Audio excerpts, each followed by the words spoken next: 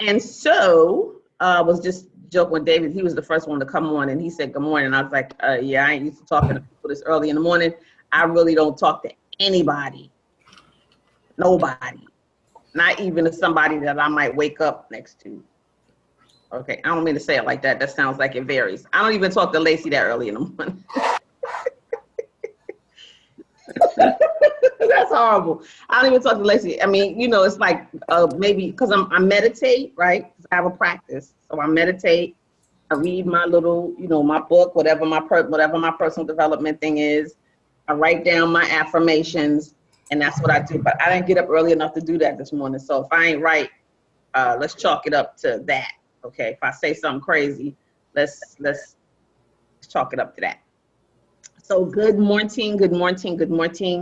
I wanted to go over wholesaling A through Z this morning. I realized I probably won't be able to cover all of that. However, what I would like to do though, what I would like to do is to ask everybody, first and foremost, what you have going on. I don't want this to become the Get Started, Get Paid Lola show, where on Saturdays, y'all just kind of watch me talk like a talking head. I want to make sure that everybody's got something going on and that you all are getting something. And I also made some videos available in the group. I want to make sure that everybody saw those. This group is going to change a little bit in how it's being taught. Before I start, because I guess this was kind of a test on this end to see how it went. But it's going to change a little bit for how the information is disseminated. Not in a bad way, but in a good way, just to kind of make sure that you guys are getting the stuff that from the videos that you're reading or the lives that I do. So I know what David is doing, but I will let David, if he wants to, tell you guys what he's up to and where he is. I'm just starting from the first person who came on, kind of going around. So David, if you could share with everybody, where are you in your investing life right now? What you got going on? Sure.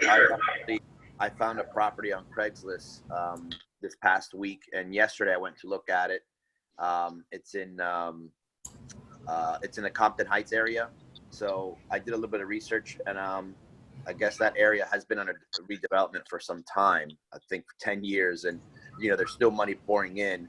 But anyway, yesterday while I was looking at that property, I actually found another property on the same block, and it's a lot of homeowners. I was there for about an hour and a half talking to the owner. He's owned the property for 18 years. It's a really good block, actually. And this really, it hit home when I saw that, you know, how Baltimore is block by block, because this was the 2500 block. And if you go a block above, the houses are going for like triple the price. So it's like, but anyway. If you go how many blocks? Just one block up, you know, wow. they're selling, they've sold for 100,000. And on the block that I'm looking at, they're going for 30, 40. But you know, a lot of homeowners. So I'm going to go again today to look at the other one that was vacant. That one's selling for like 30,000. But with that being said, he was getting 1,250 from a Section 8. And you know, that's actually pretty good for a 3-bedroom, 1 bath. So the guy that you met when you went to look at another property, you're going back to look at his property today? I'm going to go look at another property. As I was walking down the street, I saw that it was a for sale sign. So I called the guy and he was like, yeah, I'm selling it. He's selling his for 30,000. And okay.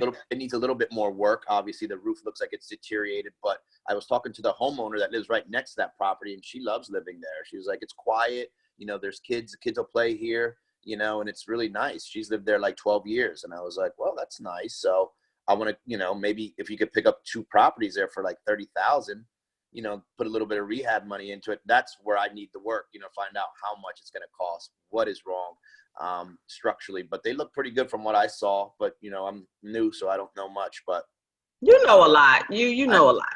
Yeah. Yeah, you do. I mean, you know, well, one of the things that mentoring is really about support. You know what I'm saying? A lot of the stuff that you all are going to learn, you're going to learn through the activity of doing it. And then so you kind of need somebody to make sure that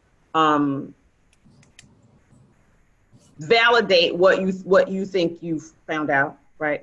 And then also to kind of push you along when you get stuck, right? Or give you insight to things like right now, Rashid, I wish he was on this morning. Rashid has a property, 2 properties under contract. One that should have closed last week, but it should close this week coming. And he'll get a wholesale fee from it. And but what I had to tell him was, I realized he was kind of sitting around waiting for his properties to close. And you can't do that. You have to, in this business, you are as good as your last deal. So he kind of needed somebody to nudge him on and say, get your butt back out there in the street, find some more properties. This is what you need to do in order to have success in this business. Because if you're sitting around waiting for a property, you very well may not get any money because it don't have to close. That's just reality. It happens to all of us all the time. And so, I don't wish that on him, but he needed to know that. But what you did was amazing. So I just want to be clear. I'm just repeating it so everybody understands what the lesson of it is. So you went to look at a specific property. Yes. When you went to look at that property, you began David talks to everybody. Let me just tell you, David was talking to the drunk, one-eyed blind man that was sitting on the steps next to the house that we went to take him to look at. So he talks to everybody. Like, I wanted to grab him by the back of his shirt, say, come here, stop talking to all these people when they had you stuck up in the corner somewhere. But no, he knows how to do it. He's very, very likable. So he doesn't alarm people when he's talking to them. But so you went and you spoke to other people who were on the block, the lady who lived next door to a property, right? Well, now the property, the roof that's deteriorating a little bit, is that the one next door to the lady? Yes. Yeah. Okay. And the gentleman, the property that you went to see in the first place, where's that one positioned on that block? That is across the street, like maybe 5 houses up.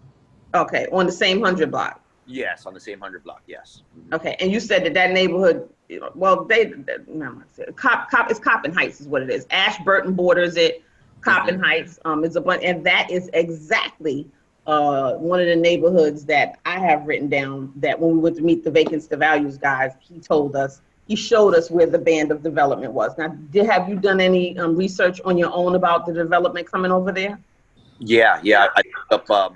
And then that's the thing. I looked up a report that was out, I think, 2017. So I printed it all out, and I have the boundary lines of where that whole redevelopment area is going to be. So I know it's, North Avenue North, and I think as far south. I mean, I have the map here. I have it on my counter. So I was looking at that specific area. Anywhere in there that was like decent, it wasn't as, because some of those areas are still, redevelopment, but they're still pretty terrible. And you're like, wow, that's. And the craziest thing is right there on North Avenue are the worst ones. If you go back up in the street, those are better, but right there on North Avenue, yes, it actually infuriates me when I come through there, because Coppin owns a lot of that stuff. Now, not all of it, but we went through it with the vacancy to values guys. You look at those properties and you assume that the city owns them. But I'm gonna tell y'all something. If you want to, and that's why I keep saying, if you want to be involved in Baltimore City and you want to find great deals and houses that are cheap, you better hurry up, because the new regime that's coming in, they're tearing everything down. There's not going to be nothing. These folks are taking down whole blocks. Like, they don't want your damn money. They just want the houses down because they're tired of people taking those pictures of this blighted Baltimore City, and they can't afford that in their PR. So they just taking the houses down and then selling the land cheap to developers who can afford to build from the ground up. Well, most of us can't afford to build a whole block from the ground up, right? So then that kind of leaves all of the people out who can't do large level development, right? So now is the time where you can go do the onesies, twosies like David's doing, or find them, if not for you, find the onesies, twosies for other people, so that you can profit from it, because very sure he blew our minds in that meeting. Because he was like, I was like, so, where the vacants? He was like, there are none. No. And then on certain areas that we were looking for, he's like, oh no, you can hang that up. That's not present anymore. So you have to do what David did. I'm glad you're telling us. I wanted to hear how you did it. That's why we're doing this. I wanted to hear how you did what you did, because you listen to every daggone thing that I told you to go research. You research. You out there talking to people, finding out stuff about the neighborhood. And what you've learned is when you go see something, and I'm gonna mention Stacy in this in a minute because he's good for doing this too. When you go see a property, always be looking for your next property. Yeah. Because then in that neighborhood, that's a neighborhood that you're already researching, that you're already looking at, that you're already becoming familiar with. So it's not like someplace you don't know anything about. You're already there. So on that block, you found another one. And if you had more time, I tell people try to spend 2 hours driving for dollars. If you had more time, because I know that neighborhood, you will find a ton more on blocks, like that. We have one right now that Rashid has under contract on Ashburton. And it's kind of like you said, it's a really nice family block, but next to the property, there's a whole bunch of board ups. And they're not even board ups, they're just abandoned. No boards are on them. They've made it their business not to put boards on them because it's such a nice block. They don't want it to look up like a board up block. But on that block now, he's been able to find several other properties. So the lessons in this, and this is about getting the lessons. I was going to do wholesale in A to Z, but I might still do that, but I really needed to get into what you guys are doing to make sure that what's happening is productive, because it's a waste of time for you. And honestly, for me, to be honest with you, at the price point that I'm doing this group for most of you, for if y'all are not getting something out of it. If you're getting something out of it and you're being productive, I can keep doing it. If everybody's watching it like it's, Lola TV, then, that don't serve no purpose. So I'm not going to do that. So we're going to have to do these gut checks. So look on Craigslist. Let's put that let's make that the first place. Please do be going on Craigslist to find properties, because that's what David found this one. Know what you're looking for though, right? So kind of know what you're looking for. So I told you guys Ashburton, he said Compton Heights, but there are a ton of different neighborhoods. And the next thing I want to say is research your neighborhood. Research neighborhoods. I've said that a million times. Research neighborhoods to find out what kind of development is going on in that neighborhood. That keeps you from driving all over the city, not knowing where you're going, not knowing what you're looking at, right? Wasting time and burning up gas. Gas is money. We don't have time for that, right? So he did that. So first he looked on Craigslist. So he did his research online. Then he did his research online to find out more information about the neighborhood. Then when he went to the neighborhood, you want to talk to the people in the neighborhood. It's not gonna bite you, right?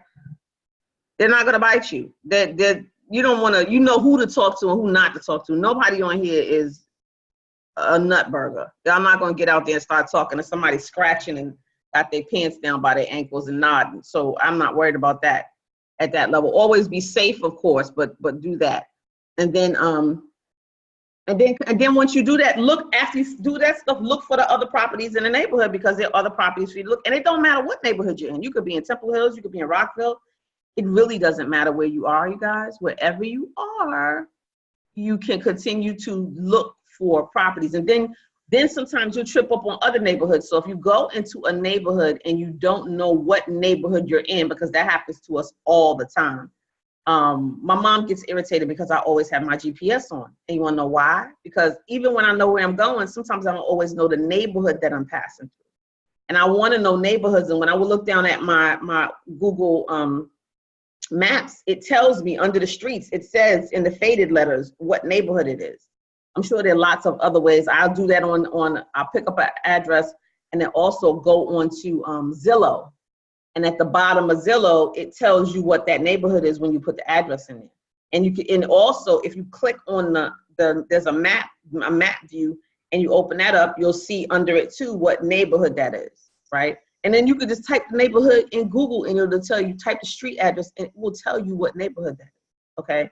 So there are lots of different ways to do that, but once you find that neighborhood, then you wanna search Craigslist and also go online to some of the real estate investment groups.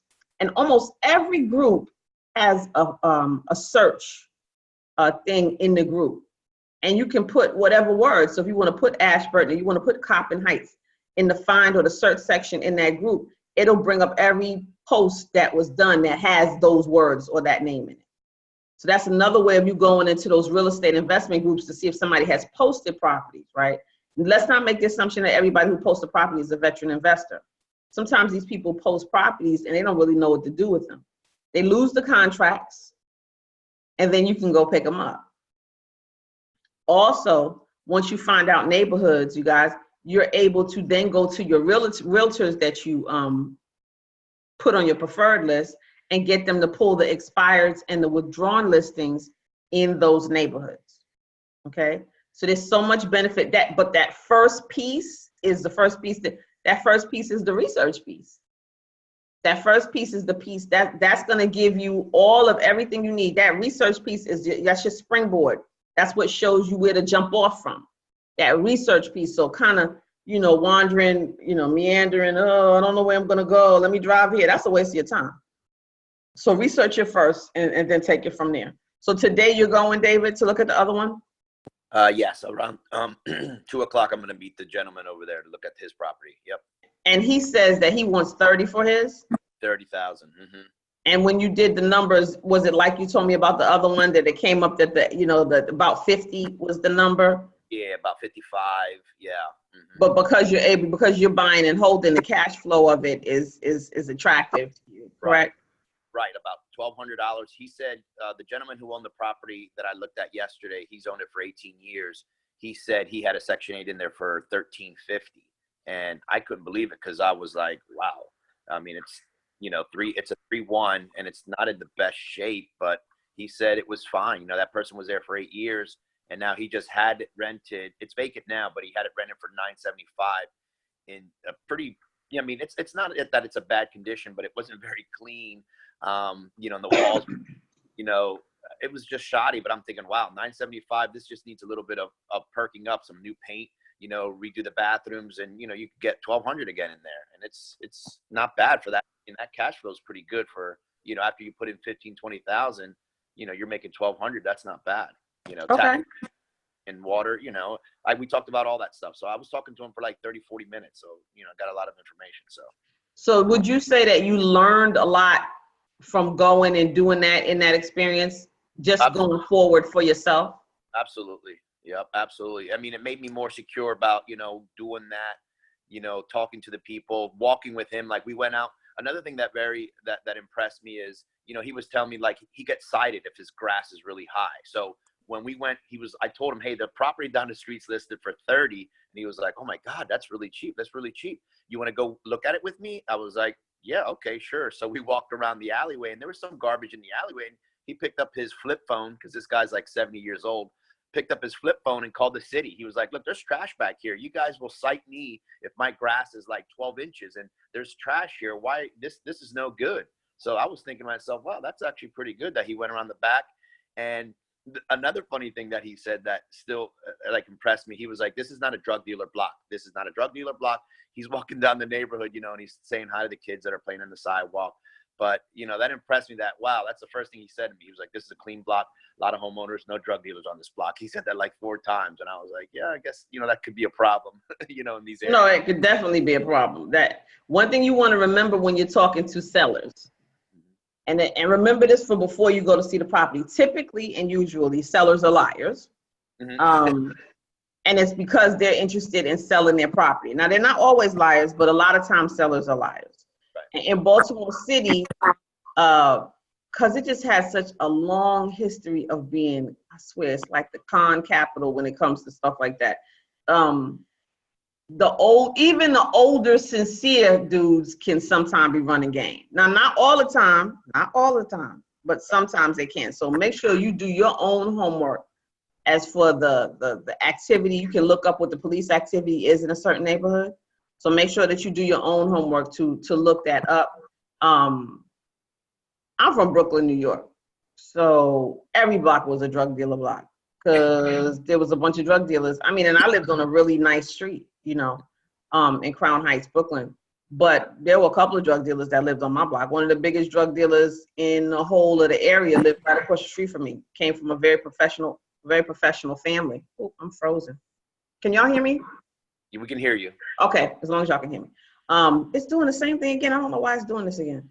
And so just do your homework to find out what that area and what that neighborhood is like. And then from that point, then you can, let me stop my video. From that point, then you can, it's not gonna let me stop my video.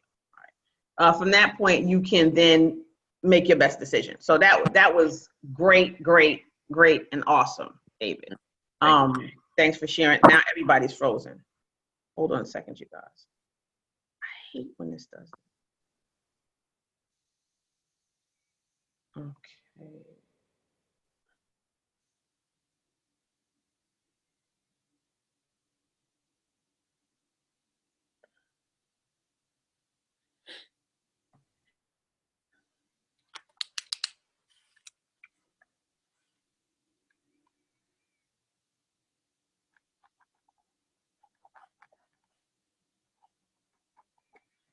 All right, here we go.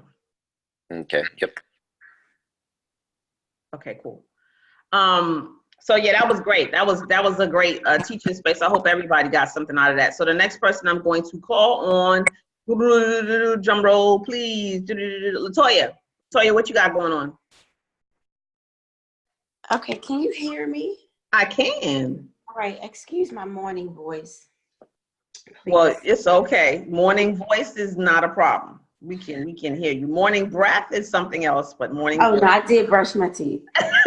We can't smell it anyway. It don't make no difference anyway.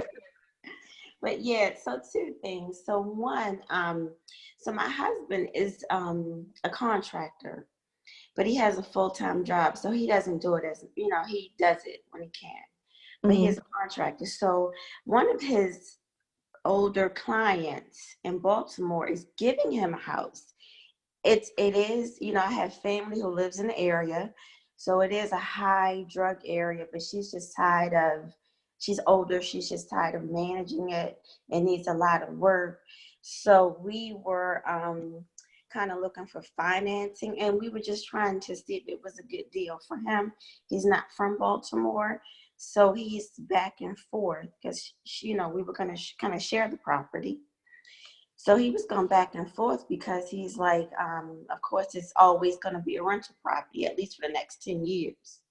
And he's going to have to deal with the kind of tenants that would be in there.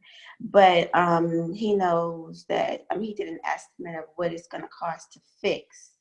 I don't have it in front of me, but he's willing to do it. He has to do it, but if he gets the property, but it's just finding lenders to assist with that. So, has he checked the taxes and everything on the property to make sure everything's up to date? Yes. Okay. Yes, and that is up to date. What are the rents in the area?